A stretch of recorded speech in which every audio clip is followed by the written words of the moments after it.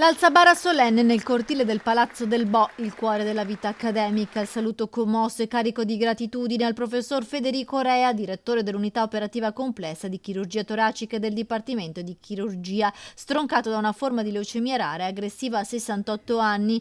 La famiglia del professore ha ricevuto l'abbraccio e l'affetto dei tanti colleghi di ospedale e di università che hanno ricordato i grandi meriti del professor Rea, ma anche dei pazienti curati nel corso degli anni e salvati grazie alla sua bravura, umanità e capacità che erano riuscite a portare il Dipartimento ai massimi livelli in Italia, come ha ricordato Giuseppe Dalben, direttore generale dell'azienda ospedaliera.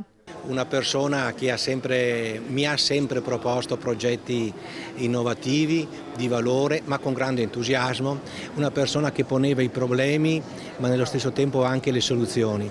E per me è stato veramente un onore camminare al fianco del professor Rea e un onore averlo conosciuto e condiviso questa esperienza di direzione aziendale. Era un punto di riferimento importante per l'azienda, l'ha portata a livelli nazionali per quanto riguarda appunto il trapianto del polmone. Il professor Rea ha lavorato fino a pochi giorni prima di morire. È stato in sala operatoria per effettuare un intervento delicato nonostante fosse debilitato dalla febbre e in un suo ultimo messaggio ha consigliato le dimissioni per il paziente che ha seguito fino alla fine. Il professor Rea era tante cose, era sicuramente un nostro professore, un accademico e avete visto quanti ruoli ricopriva, direttore del Dipartimento universitario, senatore accademico, ma soprattutto era un grandissimo chirurgo e un grandissimo medico.